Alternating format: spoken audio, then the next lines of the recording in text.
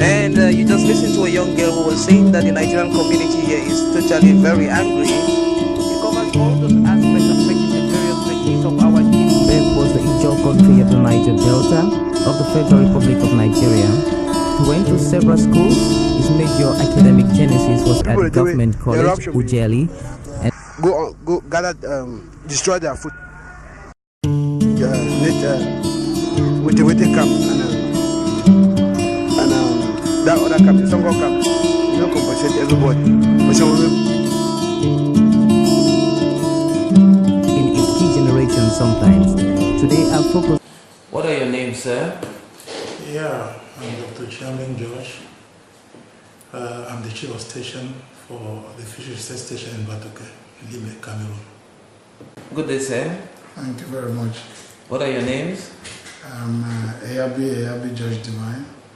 I'm a senior research scientist at the IRAD Specialized Station in Batoke, Lime. Doctor, it's been a while that the African Center for Community and Development visited your institution. What has happened here? What has changed? Well, since you last came here, there have been much changes. One major change is the fact that we have started growing shrimps. So we have some shrimp ponds which will soon be very active. I think that's a major change that has happened since you left here. What does it take to have these ponds for shrimps? Well, we put in place some local structures because the aim of growing shrimps is first of all to try to improve on the protein requirements of Cameroonians, and secondly, we intend to put up a structure that any local farmer can develop and get his own shrimps in his backyard. Mr. Yavi, yes, you're an expert in post-harvest fisheries. How do you think stepping up production of shrimps will better consumption of protein in Cameroon? Well, shrimps are essentially very good sources of protein and minerals. So if we can incorporate more shrimps into our food fish protein intake, we're invariably increasing the contribution of animal protein into our dietary status. So we think that this project is extremely important in increasing our intakes, and as we know, shrimps are delicacies. They have a high demand and a high market value. So most people readily want to eat shrimps when they are available, no matter the price.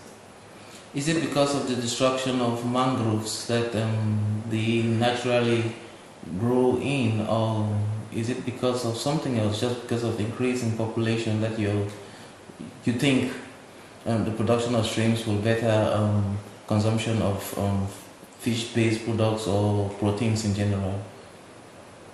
Well, you know that there's a problem between fish production and population demands. So there's an imbalance. So any activity that will contribute to the production of fish or shrimps, which are aquatic foods or food source from the marine ecosystem, any kind of adventure will be very welcome to try to increase or to reduce the imbalance between production of aquatic foods and the presently high demand. So as I said, shrimps are extremely nutritious. Consumers love shrimps, and their nutritional value is very, very superior in terms of proteins and minerals. So this project is going to contribute to increasing sources of animal protein from the aquatic ecosystems. As regards the destruction of mangroves, which is one of the main problems that is contributing to reduction in fish production, because of the mangrove population, the forest, which is the forest and the fringes of the sea, are extremely important in providing a certain dynamics for the growth of juvenile fish and for even the growth of coastal and estuarine species. So when you destroy mangrove, you destroy the whole chain, and it's most definitely going to affect fish production. So we would say that the destruction of mangroves due to deforestation, provision of firewood for smoking of fish and for construction of houses and other uses has a negative effect on fish production. The shrimps are very, very important. They are very nutritious, and there is a very high demand for shrimps in Cameroon. Especially there are two species of shrimps that are in high demand. You have the tiger shrimp, which we call Peneus monodon, which is an alien species, and you have the local species Peneus notialis, and all these are found in our coastal waters. But the production is very, very low, and the demand is also very, very high. You can imagine if you go on board a fishing boat, each time the net is hauled, you will have, if for 100% of the catches, you have just about 5% of shrimps. You see, 5% of shrimps per haul. So you can see how low the production is. And most of our fishing vessels, they are shrimpers. 70% of fishing vessels, they are shrimpers. They go for shrimp. So fish is just, it's like a bycatch. Since the nets for the shrimps, they are very small, so they also get the fish. But they target shrimps, and in their catches, 90% is fish, only about 0 to 10% is shrimps. So that is why we thought it necessary to target these two species. So what we intend to cultivate down here is a tiger shrimp. The tiger shrimp sells at 5,000 francs a kilogram, and a kilogram will take about 4 or 5. They are big shrimps. And Peneus notialis sells at about 5,000 francs a kilogram. So shrimps are they are in high demand, and they are very, very rare. And here we have a structure in Kribi where we produce the larvae. So we have, this is like the end of the project, because this project started 2 years ago.